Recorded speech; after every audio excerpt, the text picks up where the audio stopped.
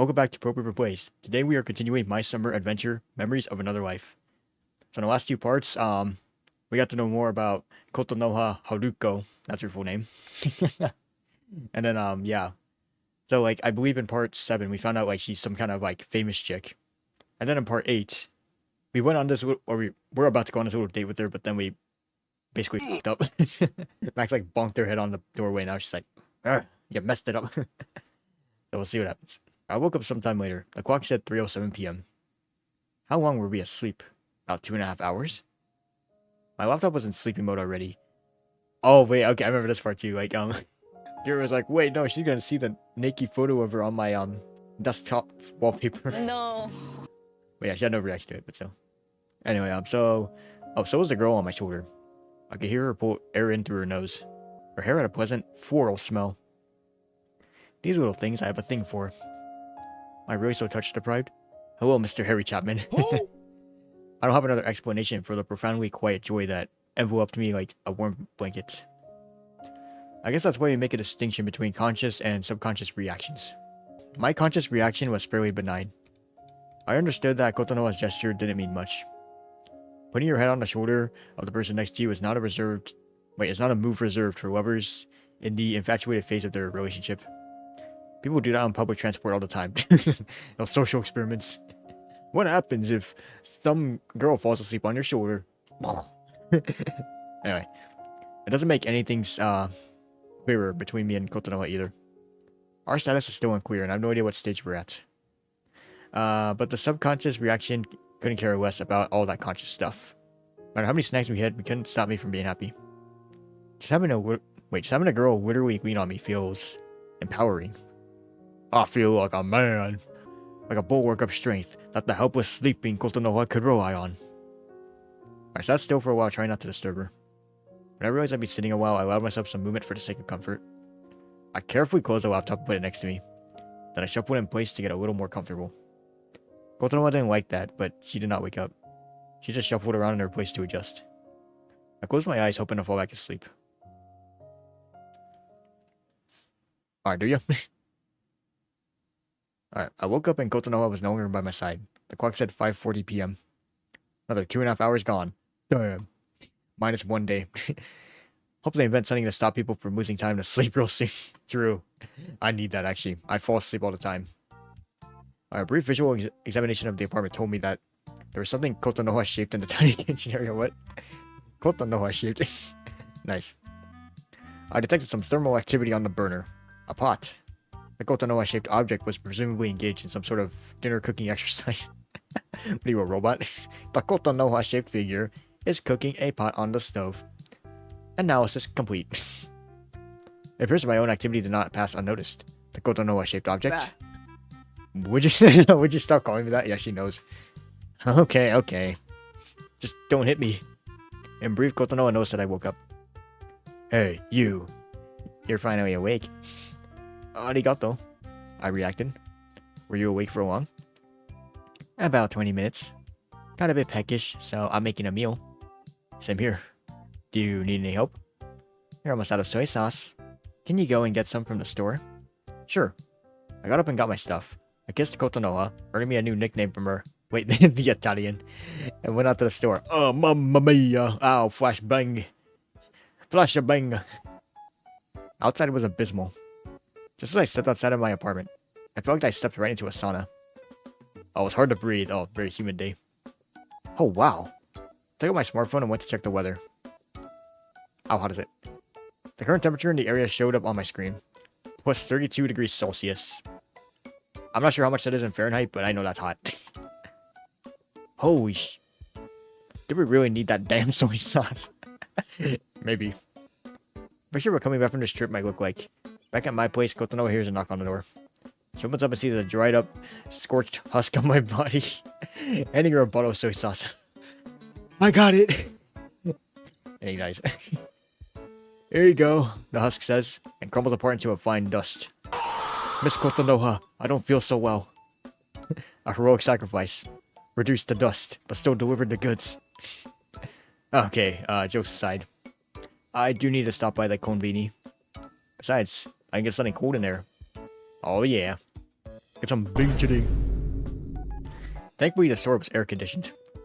I got everything I needed, put items in a grocery basket as I went. I checked them out, paid, and left. On my way back home, I thought to myself, the ancient Romans were right. Wait, aqua es vida. That's what they used to say, I think. Water is life. I wholeheartedly agree. To save my own vida, I thought I should get some aqua.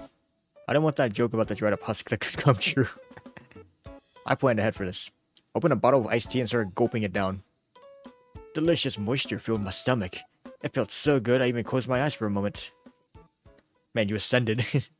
Man, that's good. When I opened my eyes, it was not so good. Oh! Wait, Kyoko Shihane just turned the corner and stepped into the view. Wait, judging by her outfit, yeah, she just came back from university? Why do I feel so awkward? Well, hi, bonjour. Hi, Akira-kun. Oh my god, wait, she's back. Whoops. I'm screenshotting that. What the hell? Okay. Like, this is unusual, you know. In Kyoko's story, like, Kotonoha never appeared again. But in this one, Kyoko does. Hi, Kyoko. Oh, hi. Are you feeling alright? I didn't see you in class today. It got me a little worried. You did not get any worse, did you? No. I'm okay. Everything is fine with me, as you can see. I showed her my grocery bag. Sorry if I made you worried.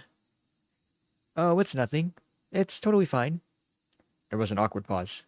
Was it my turn to say or do something? Gomennasai, Kyoko. Kotonoha is back in my apartment right now. I can't go down that route right now. It's as if Kyoko has read my mind. She's always so tactful and understanding. I'll see you around then? Yeah, absolutely. Have a nice day. We smiled to each other and went our separate days. Or, what days? Sure, we're going on our separate days of the week. This time, it wasn't just about going back to our respective homes. This parting of ways had a lot more gravity, and I felt profoundly upset by it. Our very lives are going in separate directions now.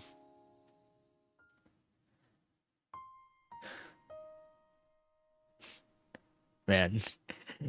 That makes me think something's bad's gonna happen with Kyoko. Oh, or maybe I'm just overthinking this. Why did I think her and I could ever work out anyway? Because she helped me? That's nothing. The thoughts of what could happen kept swirling in my mind. I just couldn't shake them, and Kotonoha noticed that. Almost immediately once I stepped over the threshold of my apartment. What's with you? It's nothing. I gave her the grocery bag and went to wash my hands. In the bathroom, I took off my glasses and splashed cold water on my face. That's enough. Forget her. Even if you had a shot with her, now it's gone. And if it's gone, it's no use mulling over it. Splashed my face with cold water somewhere and I went back out to Kotonoha. Looks awesome. The desk was completely covered with small portions of food I was unfamiliar with. What's that? Kotonoha started naming dishes while pointing them out. Rice, fried fish, boiled vegetables, eggs, some tofu, and pickles. Hot damn! Did you make all of that by yourself? Of course not. The pickles were pickled at the pickle factory. So you made the rest, huh? This is sudden. Arigatou gozaimasu. I said and bowed. Don't mention it, Akira-kun. When I finished my bow, I saw Kotonoha smile. I did owe you one. What do you mean? You spent your day with me, even though I'm sure you had other plans. Ah, that. I didn't really have any plans. Now let's just chalk this up to my passion for cooking. I need practice, so there you go. Sounds vaguely threatening. I do not have a reason to poison you right now. You better not. You're more useful to me alive. That's a relief. Arigatou gozaimasu, Kotonoha-sama. Cut out the tomfoolery, let's eat already. As you say, Kotonoha-sama. Boy! She just rolled her eyes. We sat down to eat. I really enjoyed the plant-based foodstuffs, even though that's usually not my thing. Throughout my life, I always considered a meal without meat a snack at best. You got same. Kotonoha managed to change my mind. Everything was delicious, and more importantly, filling. Just as I finished my rice and opened my mouth to eat an egg, right in the middle of the meal, Kotonoha piped up with a question. How is Shihane-san? I stared blankly at Kotonoha. Oh, that's interesting. Wait, what do you mean? I was on the balcony earlier. You ran into her, right? A whirlwind of thoughts rose in my head. What the hell? You cooked all that and you had time to do some people watching on the balcony? Yeah, you probably took a while, man. I'm just saying.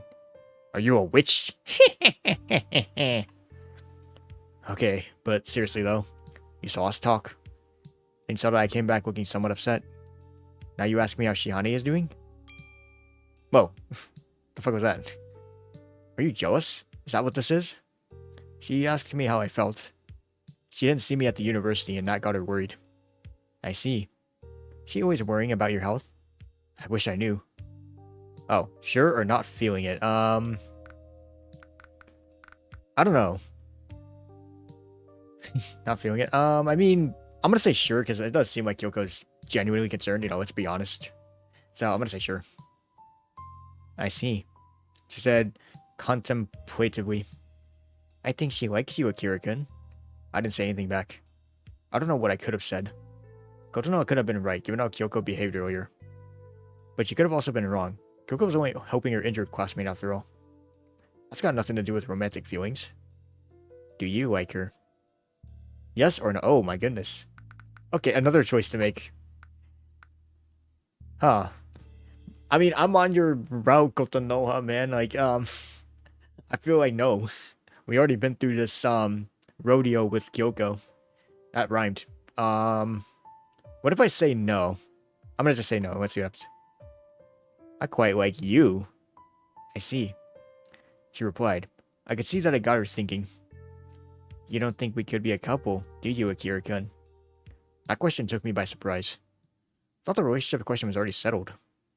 I guess we didn't see eye to eye on that. Why not? I don't think it's a good idea. Oh. Okay, more expressions. Nande.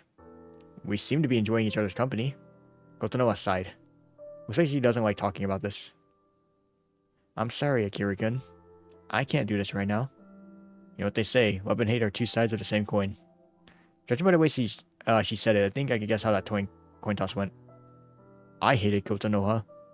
Up until now, she was a cute girl that I liked. Now she's just another bitch that rejected me. Then, what are you doing here? I was surprised how distant it came out. Should I leave? Yes. I wanted her to leave. Wanted her to go to hell and never speak to me again. Wanted her to hurt as much as I was hurting. Kotonoha got her things and promptly left. She didn't even finish her food. When the door closed behind her, I felt alone again. Alone and empty. It's like the whole apartment has died. It was foreign, distant, dim, and quiet. Felt exactly like the time when Paulina dumped me. I sighed. I hate that feeling. The apartment was empty and frightfully silent, and yet still full of our signs of life together. The plates left on the desk, her chopsticks in a rice bowl, the laptop on the bed. I have to clean all that stuff up. They say mechanical physical activity helps to put one's mind at ease, but it never works for me. So I'm rubbing the insides of the bowl with a sponge. I can't stop thinking about what happened. No way she did not like me. She wouldn't sleep with me if she didn't. Maybe that was all I was good to her for. Basically. Like, she really just saw you as, like, friends with benefits. Then why did she want to spend a day with me? For that? We didn't have any today. I was utterly befuddled. She said, I can't. Not, I don't want to, but can't. But does that change anything? She never said why she couldn't, so what can I do? Well, I suppose I didn't ask her about it yet. Screw that. What's done is done. Exhausted by the emotional roller coaster, I lay down in bed and closed my eyes. Did I really break things off with Shihane for this? My thoughts were congealing into a formless mass, and soon enough I fell asleep. Oh, I dreamt of Akira-kun. Hi, how are you? He was once again himself. Okay, so in his signature green blazer. Oh, wait, it's actually him. So you ended up in someone else's body? Sounds like something straight out of manga. Yup. Cool. So whose body was it? Someone handsome? Oh, wait. Wait, this was referenced, like, when I chose Kotonoha's routes. Like, this was in the beginning. Because, like, I guess Max as Akira was, like, on a bus, and then it was, like, all this dialogue.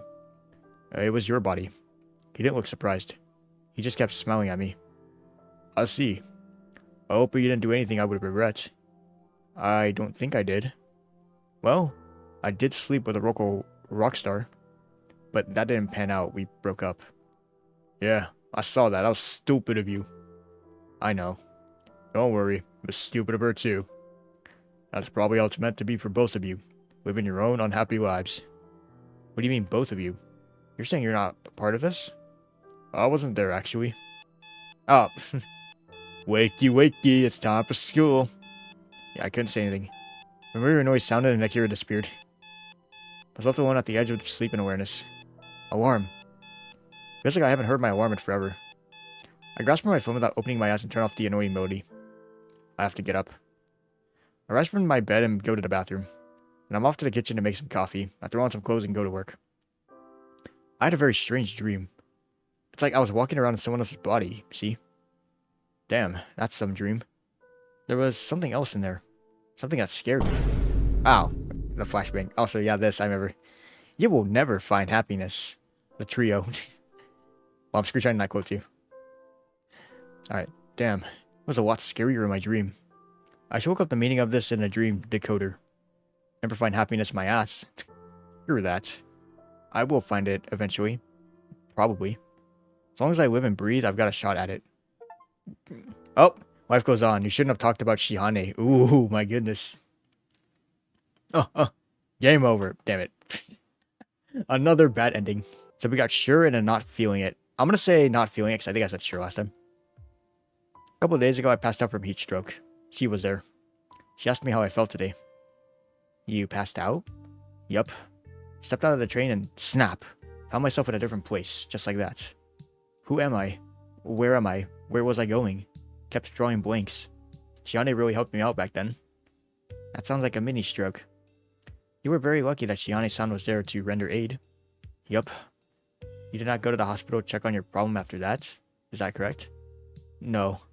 Nande? Well, nothing like that ever happened again. What happens if it does, and nobody you know is around to help? I carry my ID, some paperwork, and a note on me at all times. I should be able to contact my relatives. And booking an appointment at a hospital is a step too far. Am I getting this right? It was. It takes the spirit out of adventure of my life, you know? Kotonoha waved dismissively at my passive-aggressive remark. Good, I can manage this on my own. We continued to eat. Oh, wow. Oh, wait, by the way. I broke the silence first.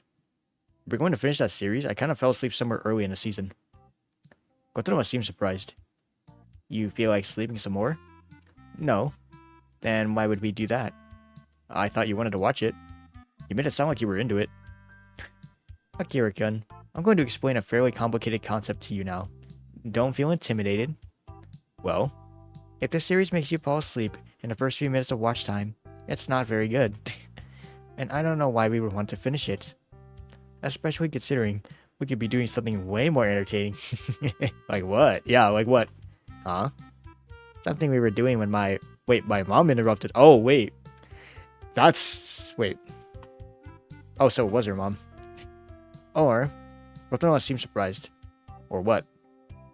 A spark appeared in her eyes. You've got a sweet tooth for sweet little eyes, so I could tell you some. I almost dropped my glasses from my nose. I can't say that I crave that. What did you have in mind? I thought I could tell you my full story. Ooh, do you mean the story that happened to you? No. Oh. Fuck! The story I'm writing a novel about. You're writing a novel? Yo, was it a visual novel? I was shocked the second time this dinner. Yeah, I'm trying the role of a book author on for size. Is that so? Would you like to hear my stuff? Let's pick up where we left off for sure. Let's say sure. I want to hear it. Yeah, tell me your stuff. But I'm not buying the paper book.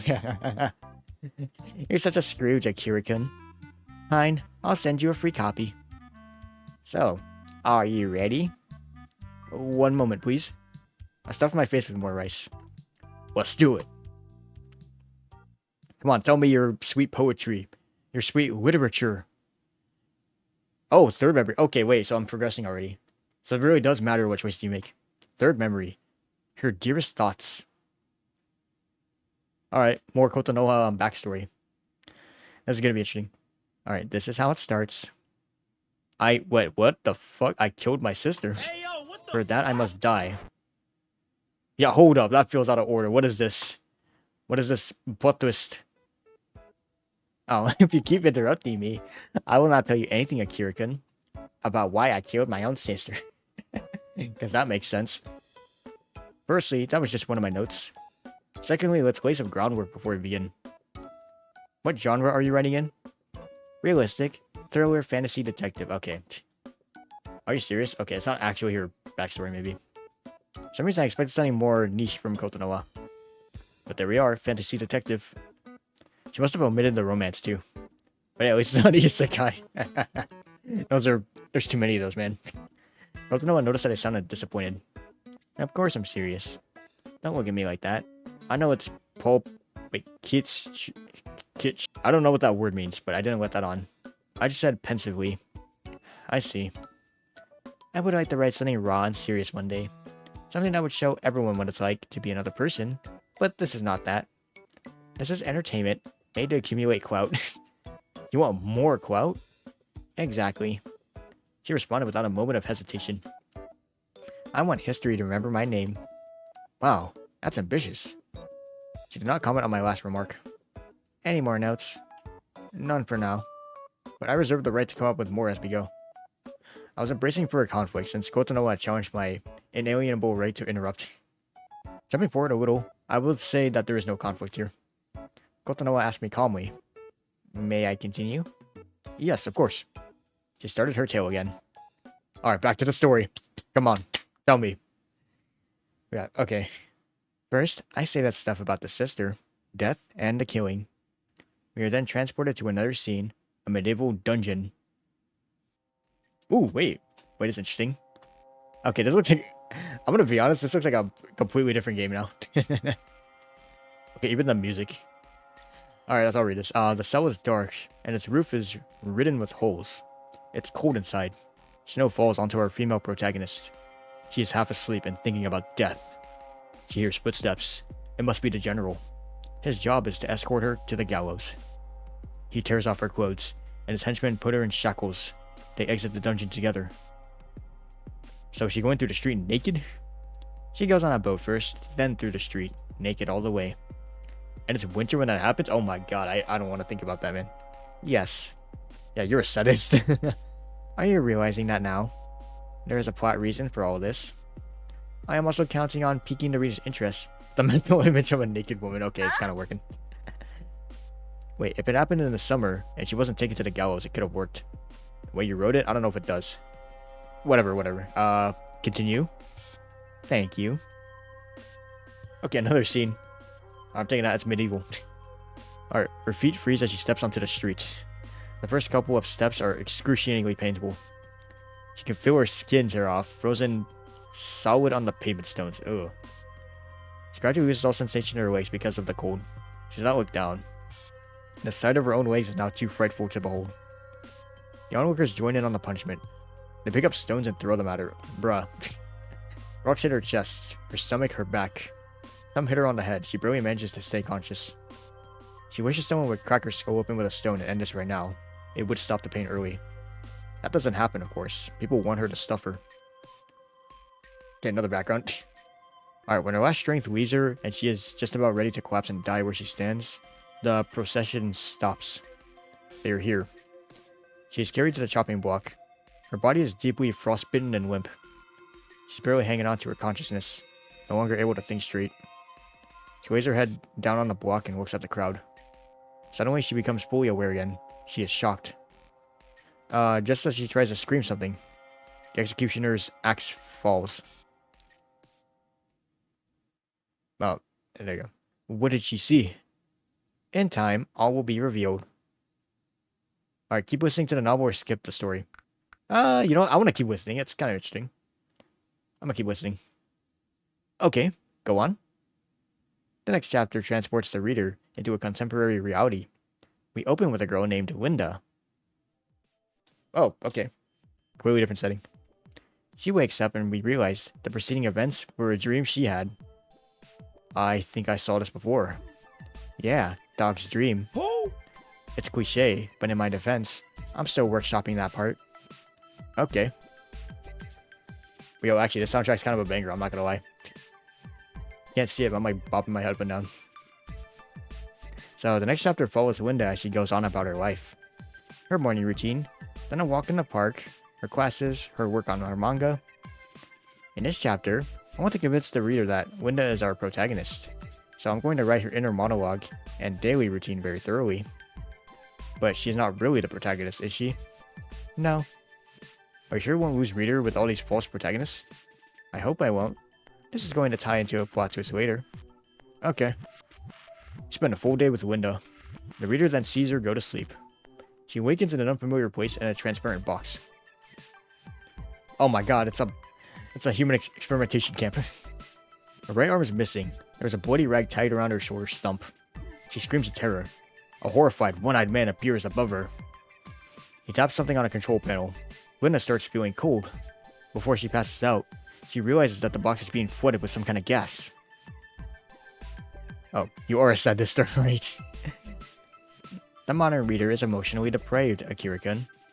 To hook these readers, you need to invoke strong emotions in them. Okay, let's move on. We see a girl in a hospital ward, laying on her bed. Her name is Christine. At least that's what the name tag on her right hand says. This one has a right hand. Yes. She does not remember a thing about herself. Total amnesia. No idea who she is or where she is. Another girl walks in. A beautiful blonde in dark turquoise outfit. Her name is Alice.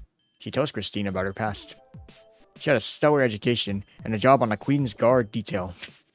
And then you died. Well, you almost died, Alice corrects herself. Says that Christine was badly wounded in an explosion meant to kill the Queen. The Queen recognized her valiant effort in protecting her, and now Christine will be awarded a medal.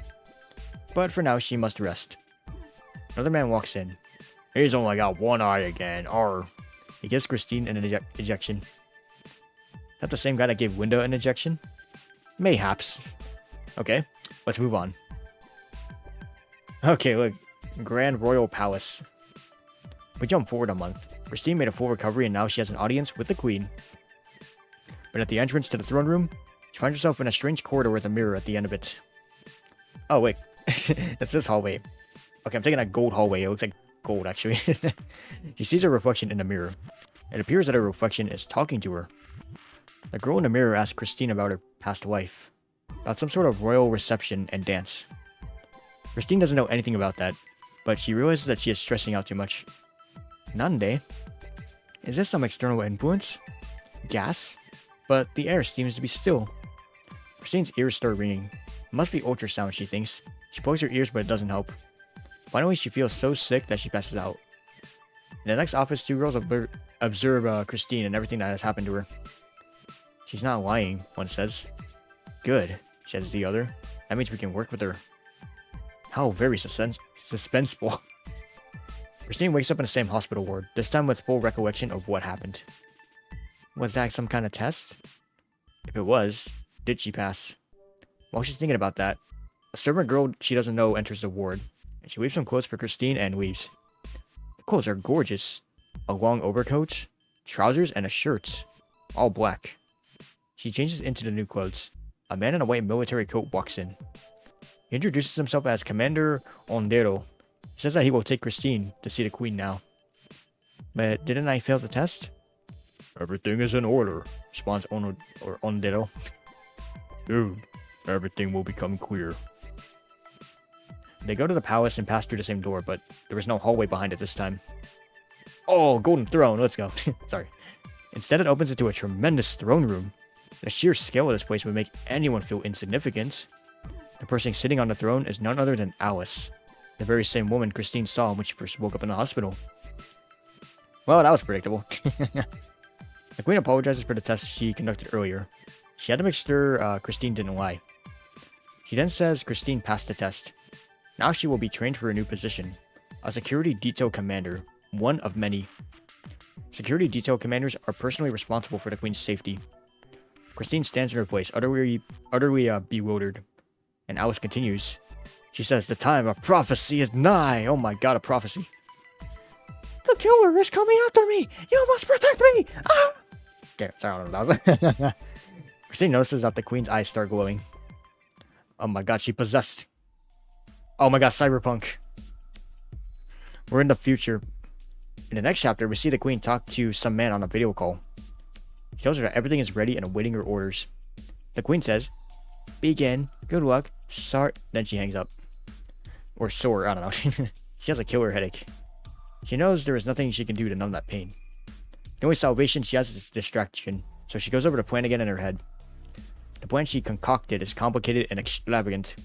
She knows it could have been done in a much more straightforward fashion. Must be your age. She must have picked up a penchant for theatrics somewhere along the line during her 400 years and change. Besides, there's always a plan B. If anything goes wrong, the straightforward way is always there to fall back on. She calms down and closes her eyes. This is where I get some world building done. Chapter 5. It's going to be a long one, but it's necessary. Anyway, the queen closes her eyes and thinks about the man she just spoke to. He belongs to her secret inner circle of 3 personal friends. They're all owners of big corporations now. She thinks back to the time when they had all just met. That man was poised to ascend to the throne instead of her. He, too, was split. What is a split? You will learn that later. Okay. That man was a split, but before that became public knowledge, he was the queen's protege and her lover. When it became apparent that he was the chosen one, he came to the queen and asked her how to proceed. Most of his body was lost, a necessary sacrifice that rid him of his undesirable status. Unfortunately, he lost one facet of his personality in the process. He, what's left of him, was now a cold, calculating machine through and through. The queen misses her protege. Only genuine love could have moved him to what he did. Another man calls the queen. It's Ondero, the man in a white military coat. He says that everything is in position and awaiting her orders. The queen gives the order to commence the operation. Ow, flashbang. Oh, and we're back. I was silent, waiting to hear what was next. Kotonoha noticed my interest and smiled. She's like, well, okay, the next chapter also expands the war. Christine passes some exams to extend her new position. Ondero is her examiner, but he notices that something is off about Christine. She says she had a nightmare. In her nightmare, she saw a girl without an arm and with glowing orange eyes. She was crying and calling for help. So she saw a window in her dream. So it appears. Are you saying we don't know for sure? I know, but I'm not going to tell you. Not right now. Okay. Let's find out in the next chapter.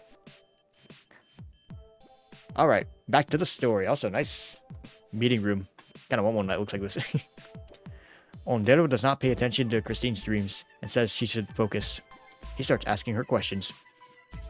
From Christine's response, we will learn that the prophecy warns of a killer that will come for the queen. It says that the queen shall be slain by one split by evil. An entity born of ancient evil magic, hellbent on annihilating the world. But before the split comes to the tower, an enormous tower of evil will rise from the wake in the middle of the kingdom. From it, the split will step forth.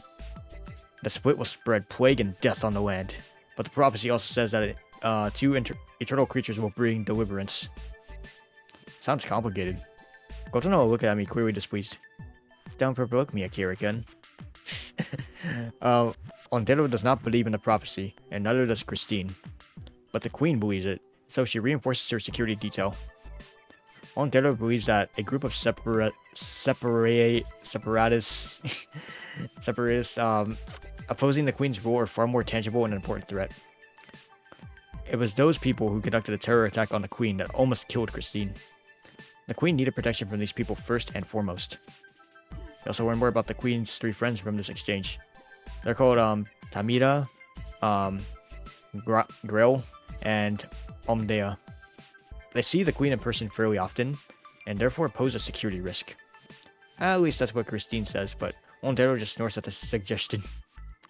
Christine eventually passes her exam and stands before the queen, who awaits her with new regalia.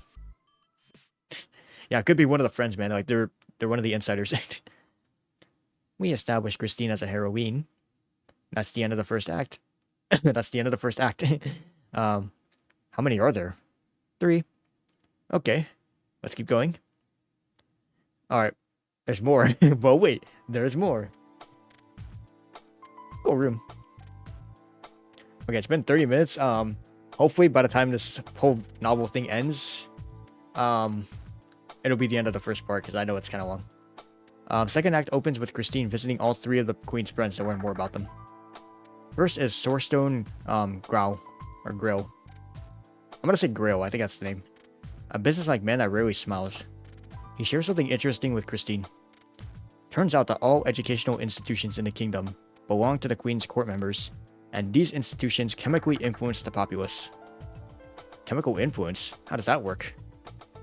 Schools and universities serve free meals. Children eat the food laced with drugs that alter their personality. Oh my goodness. I was about to say, oh, free meals, and then I heard the drugs part. I was like, oh, never mind, there was a catch. While they're in school, these drugs only work to instill basic obedience, loyalty to the Queen, and good behavior. Young men and women pursuing higher education are indoctrinated further.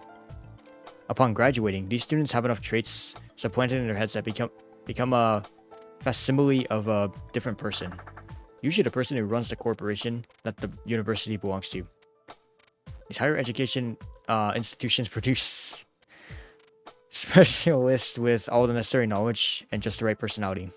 Their worldwide view and convictions are just the way elites want them. Anyway, I'll just read the important stuff. I'll try and skim through it if I can. So the 3 top dogs call these different presets families. There are 3 families in total. Wait, what? There are 3 families in total. Grails, known for their cynicism. Tamidas, known for their charisma and artistic qualities. And Omdeas, known for their threatening demeanor and technical prowess. And Christine belongs to the Grail family, as she finds out. And that's all she learns from her first meeting. Okay, more cyberpunk stuff. Let's go. So let's see. She summons one a multimedia video playing back with Linda. But wait, so she saw all that in a dream, but it's not a dream? Perhaps? Oh, apparently she saw an address that said, "Come alone, or else." Alright, yeah, and that's a bar that she has to go to. Okay, let's see. Wait, she's really sleepy. Uh-oh. The drink she ordered was spiked. Oh, no. And so she gets abducted from the bar? That's some James Bond stuff. No James Bond stuff. Alright. She comes into some kind of workshop. She's bound and unable to talk. And she noticed the masked man in the room with her. Oh my goodness. He shows her a media screen with that video. So you really see her too. He says he's not going to kill Christine. He's on her side and he just wants to talk to her. I just want to talk to her. He says the Queen lies to her and the worst evil is her. But now's not the time to get into that. The situation is also not very appropriate. Christine is immobilized and bound. I am letting you go so that you may know I told you the truth. If you want to know more from me, just give me a sign. I consider myself old-fashioned, so let's make that sign something fitting. Come to your apartment window between 9 p.m. and midnight and open a book. I will contact you. I suggest you take my offer if you want to survive and avoid being reassembled. He jabs a syringe in her neck and Christine passes out again. And he probably sends her back to her house. Wait, the last word she hears before her lights go up. Just as we thought. And she's back. Alright. Oh wait, so the cameras didn't show her come in. So that masked man infiltrated her house undetected. Well, that's concerning. Yep. Okay, so we're talking to the Omdea family. So Christine talks to her official representative and a kind old man named Burfen. Those are all about Omdea's past, how she destroyed her body and moved her brain into a new mechanical one. Now she is free of all human weaknesses and wants to free her entire family from them. Finally, Christine meets with Tamida while she is with the Queen. Oh wait, so before they can talk, Omdero appears with a report of a new terror attack. And it's time to investigate. Christine thinks about the masked man on her way there. Did he cause that explosion? Should she bring him up? But what did he mean when he said she could be reassembled? What was that thing about wanting to survive? It doesn't look like the Queen intends to destroy her. Christine decides she should talk to the masked man again. Yo, new background. It's like a apocalypse. The aftermath of the explosion is horrible. Many people died and Omdero ordered the execution of all security personnel who let that happen. Christine's decision to talk to the masked man becomes final when she witnesses the execution. She opens the book and waits. She waits for a long time, but nothing happens. She doesn't sleep much that night, only getting some hours in before dawn. Wakes up in the same workshop she has been to before, this time completely free. The masked man is there. She asked him about the explosion. He tells her it was a necessary sacrifice. The explosion was meant to deal a blow to the Queen's power by stopping the production of weapons and chemicals. Christine asks why the masked man wants to overthrow the queen. And the masked man says that she is killing the world. That she almost killed me. Takes off the mask. His face is hideously disfigured. I was meant to take her place. I was the split one. But she captured me and reassembled me. So that guy was Grail. He was the split one, right? This is the man with the disfigured face. That's strange. Okay, let's move on. Christine must think that the masked man could be the one split by evil that the prophecy spoke of. The man tells her that there is no such person. The prophecy is a lie, and the queen has rewritten history in that service of lie. Before she committed her barbarous blasphemy, the split ones were in touch with divinity. They were born in the far reaches of the land, and their journey to the tower they explored life. In the tower, they fought their mirror twin, the bearer part of her soul. Oh. Okay. So... Oh, her eyes glow orange just like the queen's. She is split. Oh my goodness. Okay, this is a lot of stuff to take in. So Linda, the one-armed girl, is that her? I'm not telling. Imagine that you're reading this all from a book. That's not like you can ask this book a question. Besides, the masked man said that Linda was not supposed to replace Christine. She was supposed to become a part of her mind. A second voice in her head. Okay. Do you want to give the masked man a name, or... I don't want that, no. Shame. Okay, let's move on. We move on to the third act. It's pretty short, it better be. Oh, Nande. Lots of action. Not a whole lot of stuff happening. Alright, back to Cyberpunk. Christine realizes she is split. She starts to hear Linda's voice. She can feel the weight of her destiny on her shoulders. She must fulfill her purpose and fight her twin in the tower. Then the queen will die and Christine will take her place. Everything will be exactly as it should be. Christine and the masked man makes plans for their survival. The tower has not yet appeared. It will rise when the split on both sides are ready. Therein lies the problem. They are not the only ones waiting for the tower to appear. The queen wants to destroy the tower to break the split cycle once and for all. We follow our heroes as they try to hack into Omdea's systems for a couple of chapters. She's working on a weapon that can destroy the tower. But they can't reach Omdea herself, so Christine comes down on Berfin. The masked man abducts the old-timer and leaves clues that incriminate Ondero at the crime scene. Did you just kill your only kind character? Yes. Then, wait, Chekhov's gun goes off. What the hell is that? Throughout the novel, I would have been referencing the strange disease spreading throughout the kingdom. And at that point, the disease mutates and turns into a deadly plague. Omdea promptly develops a vaccine. Christine gets the shots. Regular folk get vaccinated at special hospital wards. That's where the masked man goes. Christine is nervous. Turns out she was right to be worried. At the last possible moment, the masked man is discovered and detained. Christine is panicking. They will torture the masked man and he will tell on her. She tries to run. She tries to run and hide, but she is captured, too. Turns out the vaccine had a tracking device in it. Christine is brought before the queen. Whoa. Yeah, this was a bedroom or something. Christine awakens in the queen's private quarters. She is holding a weapon. The queen is there, not far from her. Big reveal. Turns out the masked man was a fake, and the disease was man-made. What a twist! The prophecy was a lie, as we all know by now. The queen changed history to make a new throne for herself. A new throne in a new body. The prophecy will be fulfilled. Christine will become the one split by evil, and she will kill the queen. The tower will soon appear because of Christine, and then it shall be destroyed. Then there will be no more split. Two eternal beings that bring deliverance are the queen and her sister Tamida, who have already prepared synthetic bodies for themselves. Then, nobody can ever challenge the queen's rule again. Christine wants to kill herself, but she can't. Her hand that holds the gun won't move. Final reveal? Christine was a thief. She was caught and sentenced to death. They injected her with poison that slowly and painfully dissolved her body. That's when Linda possessed her mind. People took note and reported it to the queen. Then a theatrical scene plays out. Christine's hand starts moving, but she does not control it. She shoots the queen. Oh my goodness. Oh. All Ondero and guards enter the room and arrest Christine. Back to the snow. We go back to the prologue in the end. Christine is imprisoned in the destroyed magic tower. The one from which Split steps forth. Oh, I see. Now it all connects. Now it's like her punishment. I sentenced you to death. Your execution date is in sometime in winter for some reason. They lead her to the gallows through the old city. Before she dies, she sees two cloaked girls in the crowd. They are the undying creatures that bring deliverance, and they smile to her. Hey, hey! Whoa! Okay, I did see that. That's scary. The end. Bookworm, you learned the plot of Kotonoha's novel. Nice. Silence fills the room. Kotonoha does not say anything. She is waiting for my verdict. I am trying to figure out what kind of taste that story left in my mouth. The girl breaks the silence first. Well, what do you think? Awesome, average. Your version in the comments. I got this crossed out. Alright, I'm gonna save here. I don't know, should I suck up to her or should I be honest? I mean, no, I admit I do kind of like it. Like, there's a lot of lore behind why she got arrested.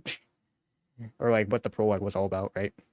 So it's like, she's dying, and it's like, now you might be wondering how did I get to this point? I'm gonna say it's awesome. Wait, can I click this? Your version in the comments. No, I can't click it. Alright, awesome. I liked it. I feel most of it went over my head, but it was interesting to follow.